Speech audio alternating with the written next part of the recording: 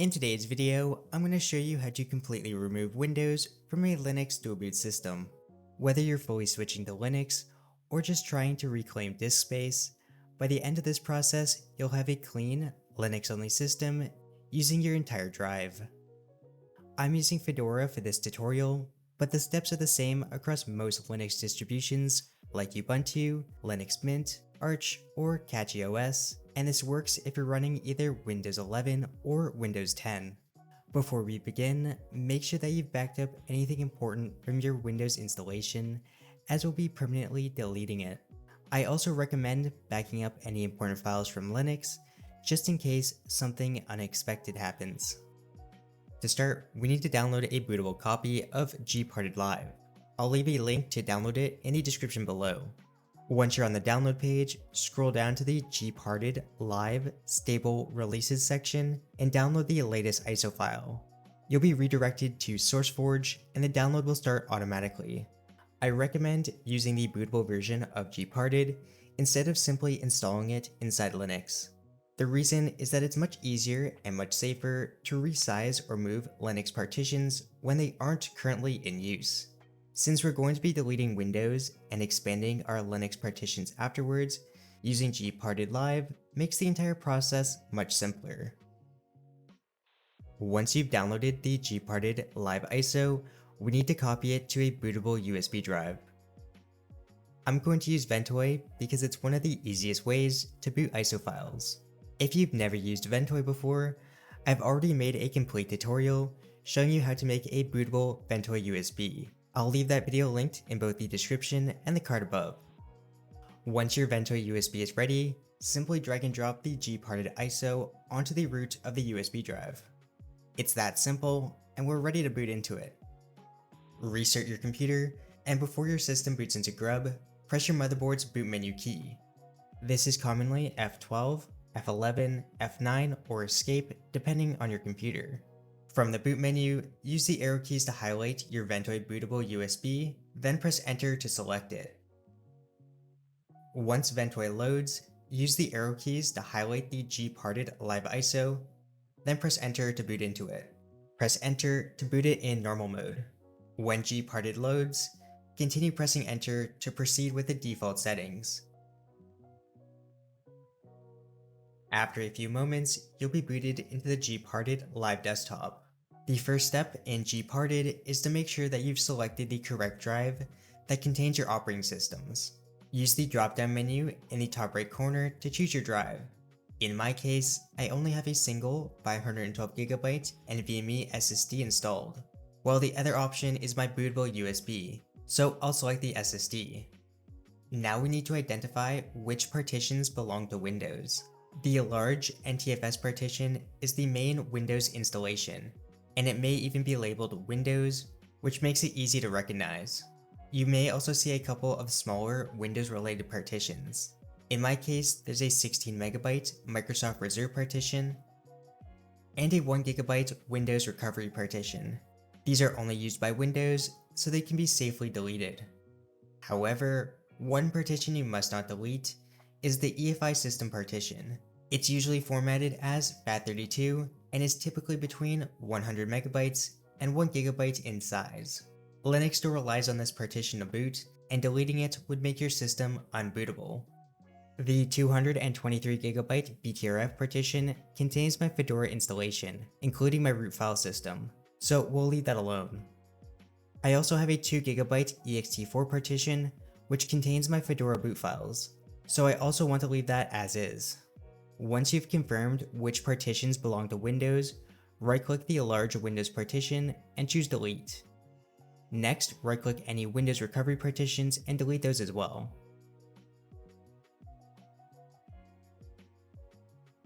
Click the green checkmark at the top of the window to apply these changes.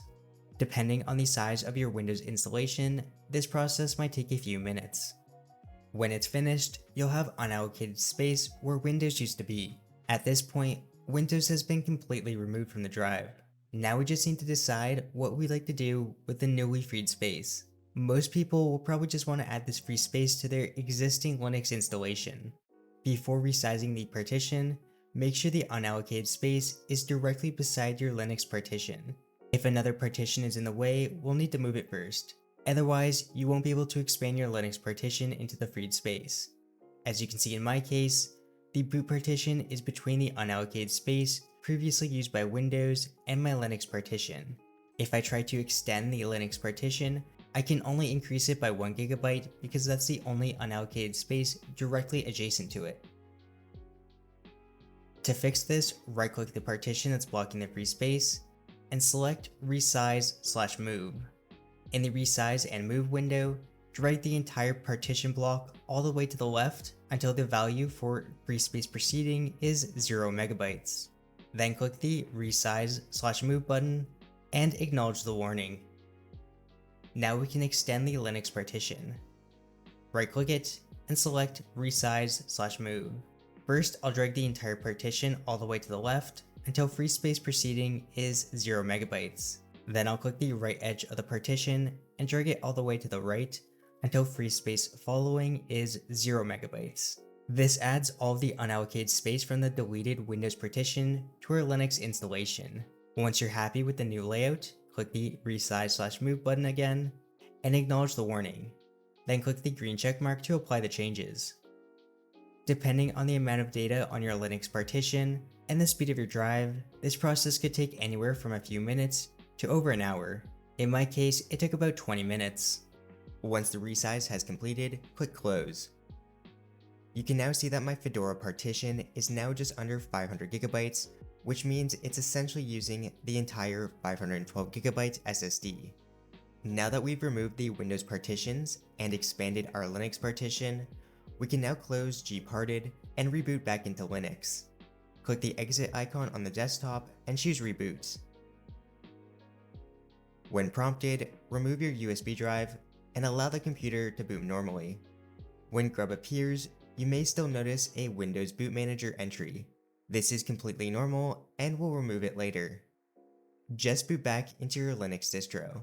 Once back in Linux, let's confirm that our Linux partition was resized successfully. Open a terminal window and run lsblk-f.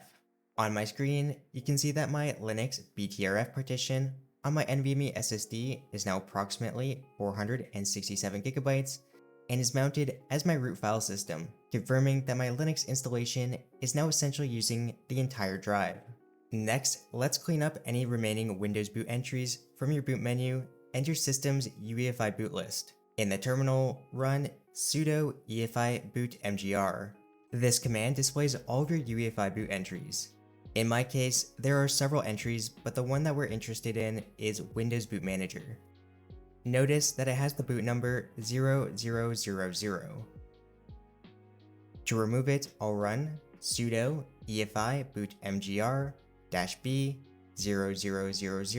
0000-B. Replace 0000 with the boot number shown on your system. After running the command, you can see that the Windows Boot Manager entry has been removed. Now we'll remove the remaining Windows Bootloader files from the EFI System Partition. Run sudo rm-rf with the following path to the Windows Bootloader files. To verify that they were removed, use the following ls-l command to list the contents of the EFI directory. You can see that the Microsoft folder is now gone, leaving only the folders used by Linux. The final step is to update grub so it no longer searches for Windows. The command to update grub varies depending on your Linux distribution, so I'll display commands that apply to most distros on screen now. Since I'm using Fedora, I'll run sudo grub2 mkconfig-o with the path to the grub configuration file. Once the command completes, Windows should no longer appear in the grub menu. Now reboot your system, and if everything went as expected, Windows Boot Manager should no longer appear in grub. Selecting any Linux distribution from the grub menu will boot it normally. If you check your BIOS or UEFI boot menu, you'll also see that the Windows Boot Manager entry has been removed. At this point, Windows has been completely removed from your system. You've reclaimed your storage space, cleaned up your bootloader, and now have a Linux-only installation. If this video helped, please leave a like, and don't forget to subscribe for more tech tutorials. Thanks for watching.